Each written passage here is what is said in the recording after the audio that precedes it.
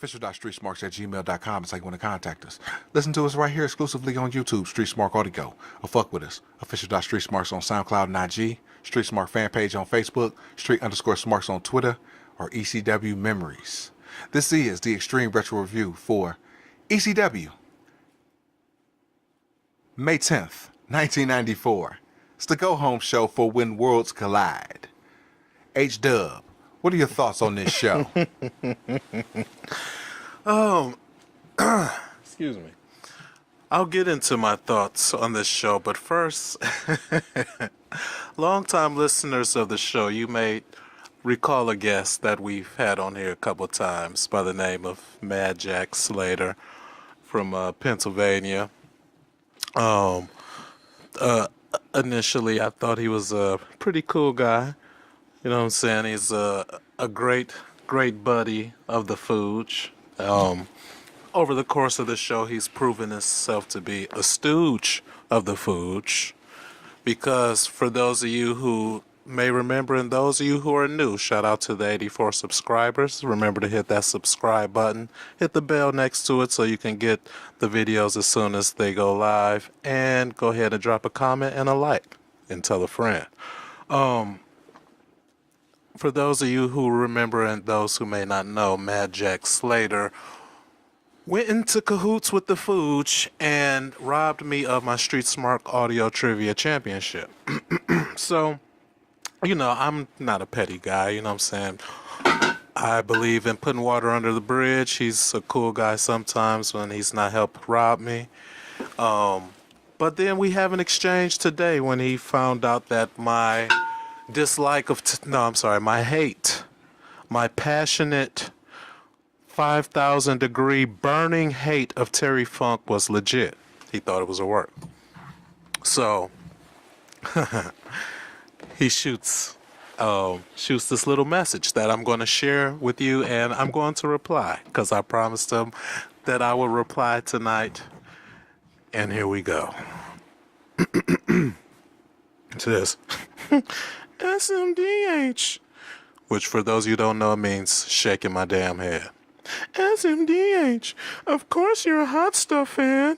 What did Eddie ever do? Drugs and Missy Hyatt. I guess he thought that was funny because, I don't know, but Fooge thought it was funny because he typed in his little LOL. I didn't find anything amusing, but you want to know what Eddie did? You want to know why you heard of Terry Funk? Because there was an Eddie Gilbert. There was an Eddie Gilbert to lay the foundation for ECW. And ECW is where Terry Funk was able to resurrect his already prehistoric and dead career. We're talking about a 50-year-old man that... Oh, no, I didn't get to that part, though. That part, yeah. What did Eddie ever do? So you got a 50-year-old man here who is clinging on to life. I don't even know how he's able to put one foot in front of the other, because one, he's not that bright, and number two, he's old as fuck. Number three, he's beat to shit. But yet he could manage to walk and get into a ring. I'll give him that. But it was because there was an Eddie Gilbert who was able to be what's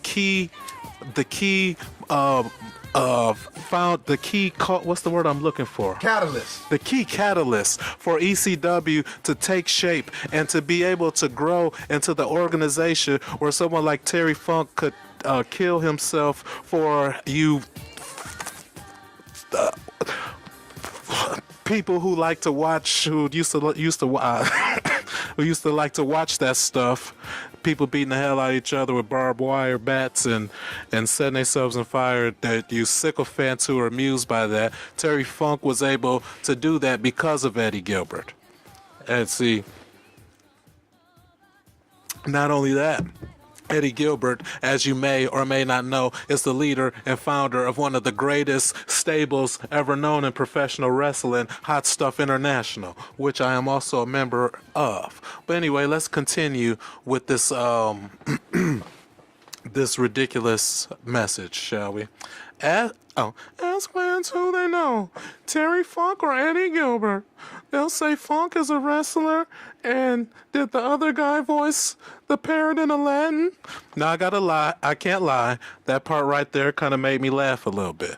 That was a little bit amusing. Okay? But I guarantee you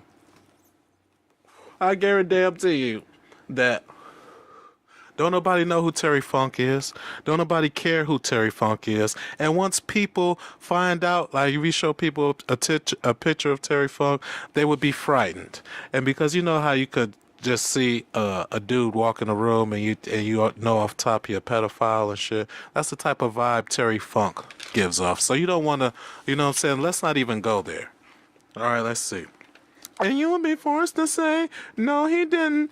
No, he didn't voice the parrot, but Gilbert Gottfried is more intimidating. Are you serious? Gilbert Gottfried more intimidating than one of the most savage, one of the most technically sound, and one of the most violent men in professional wrestling, Eddie Gilbert? I can't even think of nothing funny to say about that because that's so fucking ridiculous that I can't even believe I'm wasting my time to read this on the air.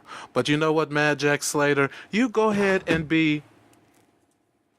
There you go. You go ahead and be an idiotic Terry Funk fan. You go ahead and worship at the altar of the broke. No, that's Steve Oster. What's the name of his stupid little resort where he goes and oh, the Double Cross Ranch. That's what it is. The Double Cross Ranch. The Double Dress Ranch. You know, or the cross-dressing ranch. That's what it is. Yeah, go ahead and go worship at the cross-dressing the cross-dressing ranch with the rest of the Spunk lovers. That's Terry Funk. You know why I'm about to start calling him Terry Spunk? Because, first of all, he's white. No offense, because you know I love white folks. But he's white. He's jizz. And... with a little bit of age, he gets crusty. So, yeah, Terry Spunk it is going forward. And, Mad Jack, you know, you my dude, but that's some fucked up shit to say, disrespectful.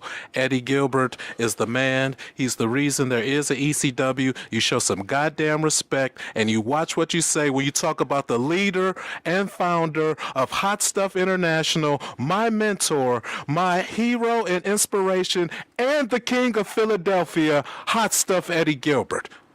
And that's all I have to say about that. So we have a cold open. Paul Lee promo to start. Paul starts shitting on Terry Spunk's daughters. That's right. And Terry Funk shows up to slap him in the mouth. He says, I'm sorry, Mr. Funk. I'm sorry. Terry Funk just slaps him right in the fucking mouth. A fucking bully. You see what a piece of shit he is? I mean, this is America. So just because somebody says something, oh, now you have the right to put your hands on him, on a man half your size. Oh, yeah, what a tough guy you are, Terry Spunk. And we go on into the theme.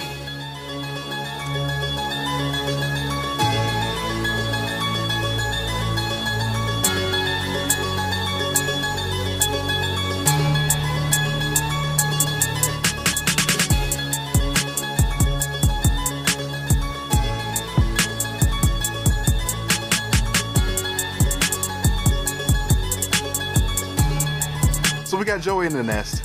He's recapping the cold open. I'm feeling this is a clip show. Paulie interrupts Joey. He jumps over the fucking table, grabs Joey by the motherfucking collar. He starts yelling obscenities and everything. He's talking about how he's never been disrespected so badly in his life. Funk tried to break Sabu's arm in Japan.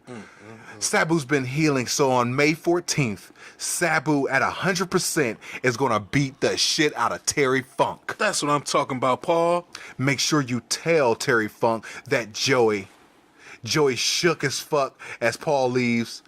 Joey shows a package, details Funk and Sabu, narrated by Sully. Dream Partner tag match in November to Remember 93. Then they move on to Holiday Hell 93, which we never saw. They get a Shane run in. And then they go to the three-way at the night the line was crossed. And April 16th, with the Eaton reveal, Arn Anderson, and it's bringing you up to speed on the whole Sabu, Terry Funk, Paulie Dangerously saga. Your thoughts? Okay. So up until this point, my thoughts of like the little package and all that other. Well, the first thing I thought was Terry Funk better watch his back because Paulie is a very well-connected man. He has to hire people like the Rottens to watch his back and stuff because he can't make real friends for real because he's garbage. He's a piece of trash. So he has to hire people like the Rottens and stuff. So he better be careful pissing off people like Paulie Dangerously who have the means to fuck him up. We have another Arn Anderson, Terry Funk promo. They both have hats on. What the fuck is this hat thing going on right now? I'm sensing this whole hat deal is a rib. Arn cuts a good promo. Funk cuts something I tuned out. Moving on. Oh, interesting. Oh, yeah, no, he was just a little butthurt about Paul talking about his daughters and shit. But yeah, you did write the tune out because you didn't miss much. We got a Matty in the house spot. Oh my freaking God. He still works there? It's for When Worlds Collide. Just added. It's a 4-on-4 elimination match. Survivor Series style. Jazzy JT Smith, the Bruise Brothers, and the Street Vigilante Hawk versus the ECW heavyweight champion, Shane Douglas, the Public Enemy, the ECW tag team champions, and the Roughneck, Mr. Hughes. They set it to a Roughneck by MC Light package showcasing all the guys. Moving on. Yeah. We got a replay of the Public Enema and the Bruise Brothers from April 16th. The lumberjack match billed as a human cage match. Oh, that's so dumb. The face shine early as grunge powders. You know, whatever. More stuff. It breaks down. Grunge powders and the heels help them back. You know what I'm saying? Like the usual spot when the heels powder in a lumberjack match and and other heels be like, oh no, it's okay, man. No problem. It's good. Take your time, man. You know what I'm saying? You good, man? You want to Gatorade? Yeah. Rub your feet. Yeah. We got Kevin Sullivan in the back. Oh. You know what I'm saying? Heat spot on one of the Bruise Brothers. Rocco with some chair shots. I mean, it's a Public Enemy match, man. It's just a brawl. It's the usual shit. I can't possibly care at this point. Right. It's sloppy and all over the place. It's a lumberjack match in the crowd. They're in the bleachers. How the fuck did that happen? The lumberjacks bring them back. Johnny Grunge has been bleeding since the shine. Rocco goes up top. Devil nuts him. Double boot the Grunge. What the fuck is going on? Mr. Hughes comes in. He chairs one of the Bruise Brothers. Grunge roll up for the win. Negative infinity. Hughes starts fighting the other Bruise Brother. Both the Bruise Brothers jump Hughes. They get a double boot on Hughes. Joey alludes to a payoff. There's a chair to the head. They continue to beat down. It's a terrible pile driver on Hughes that he sells terribly. Yeah. And they beat him up the aisle. And they set up the 8-man tag match at When Worlds Collide. Yeah. Your thoughts? My thoughts was the whole human cage match thing was stupid. Why is there an 8-man match involving the freaking world champion and the tag champs? So why is this going on? And then who taught these dudes how to do a pile driver? Those were my thoughts.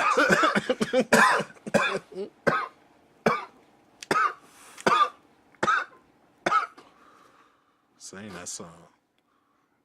So we have a replay of the Monkey Boy spot from last week. Moving on. We got Jason, the sexiest man on earth. He says, first things first. May 14th, the Rockin' Rebel, the Ayatollah of Rock and Roller, That's right. will beat the Putz, and Mr. Hughes will not get eliminated in the 8-man tag. Joey then asks about his face. Jason will not address it, but then he addresses the Tasmaniac's transgression. And on May 14th, he's going to rub his face in a feat that the Pitbull's going to win. Pitbull package set to What a Man. Taz package set to Generic Rock. Moving on. We got Kevin Sullivan with Woman versus Devious Donnie Allen. It was taped several weeks ago. It's a complete squidosh, but watch Woman. That's what Joey's saying. It's basically Woman beating up Donnie Allen on the outside and shit. It's Woman viciously attacks Devious, whipping to the rails, hit with the card table, slam on the card table. He gets hit with a mop. He gets back in. He gets put in a tree of woe. Stomp for the dub. 1 star. Woman comes in with some kicks. And it was a woman package, basically. Just turned into a damn woman package. Then they show the shoot fight between Devil and Goof, Tommy Cairo at November to Remember. Woman gets involved with the finish, and she uses a slapjack. Moving on. They replay the lead up to the Kanan match between Goof and Sandman. We got a Goof and Peaches promo. Both are awful. Moving on. So we get to the main event segment. We got Paulie and 911. Paulie has on a New York Knicks jersey backwards. He has some tinted glasses, a backwards cap, and he's looking like the goofy Kazar that he is. 911 looking like Super Shredder Jake Roberts, as H-Dub would say. And they're walking in the hood. Quote unquote the hood. Oh, man. Paul wants to know if he's dressed right. He's in straight psycho yuppie mode, talking 1,000 miles per hour, and I couldn't get everything. 911 said he's fine. So I go to the network. So they walk to a building, and they trip over some white guy. He's just sitting there, and apparently he's strung out. They get to the door, and there's a skinny Tommy Davidson face ass nigga wearing a Public Enemy hockey jersey, and he's the lookout. All right. When they tripped over the white guy, Paulie says, "That's the guy that was at the Woodbury Armory." That's a shot at Dennis Corluzzo and the WWA. The same WWA that was at Battle of the Belts. Yeah. Oh, damn. So that's Paul getting a shot in. Cold-blooded. Paul nervously points to the guy and he says, "I'm looking for them." Because he's got a Public Enemy jersey on. Says, "I'm looking for them. I'm looking for the Public Enemy." Pointing to his shirt. You're right. Tommy Davidson blows him off. 911 goozles him and asks where they at. Tommy Davidson bitches up and he says, "Oh no, man, they right inside, man. Let me go get them for you. No problem, man. No problem." Fire him immediately. Yeah, that was terrible. An older, balding, fat guy walks out. It's inaudible. So the old man asks, "What's the problem?" I think he just wanted to be on TV. Probably. You know what I'm saying? I thought that was cool. I was like, it's probably somebody's dad or uncle or somebody and shit. That's his house. And he was like, "Yo, can we tape right here?" He's like, "Shit, yeah, if I could be on TV real quick." You know what I'm saying? So he got his one little shot in. You know, so he can go to his grave saying, "Hey, I was on ECW." You made it, fam. You made it. That's your contribution. Shout out to old balding guy. Well done. Public Enemy comes out. and then I learned that the passed out drug addict is none other than Johnny Pots and Pans. From an earlier Extreme Retro review where Johnny Pots and Pans assisted them in stealing a TV or a car or some shit. Oh yeah. So that's Johnny Pots and Pans. Nice. The black dude's name is Luther, but he's still going to be Tommy Davidson from now on. They dap up 911, and they can't believe that Paul is dressed as he's dressed. Paul has a problem, and he's heard that the Public Enema will solve problems for a price. Grunge wants to stop beating around the bush and stop scratching up the raccoon's butt. What? Oh, that is not hood slang right there. I said, what the fuck hood are they from? They don't say that on HVD. No, not at all. Paul wants Funk taken out. Yes, finally. Public Enemy cut a serious promo about Funk. Paul asks after they take out Funk, can they do something for him? They're like, what's that, Paul? Can they teach him to dance? Oh, boy. They start dancing. They start doing the Cabbage Patch behind him. Yeah. Paul cuts a promo, but he looks like a doofus, so I don't pay any fucking attention. Oh, man. Overall, definitely thumbs in the middle. I enjoyed the promos. As a go-home show, it was okay. As a show, it was terrible. But I enjoyed it. I cannot make it make sense. Oh, man, that last part probably sums it up perfectly. But I got super excited when Paulie basically put the hit out on Terry Funk from Public Enemy and stuff. So that put a big giant smile on my face and shit, especially after what happens at Worlds Collide, which you guys have to stay tuned and listen to at another time. But anyway, is the show over? I mean, ECW has some shitty go-home shows, man. I think they have established a track record, especially post Eddie Gilbert era Mad Jack Slater. Especially since Eddie's been gone, their go-home shows have sucked motherfucking donkey dick, man. So add this one onto the pile, even though I am super stoked that Funk has a price on his head. And yeah, the rest of the show, yeah, I mean, yeah. You got Maddie in the house twice and shit. And then you got Arn and Funk and hats and shit. Well, I mean, who wants to see that? So it's up to you, but yeah. Watch the end, though. So next week, when we come back, actually it won't be next week. In 4 days, it will be When Worlds Collide. Recounted by you, or by us. Hot Stuff Hollywood and the Scourge of the IWC, also known as The Fooge. Peace. Peace.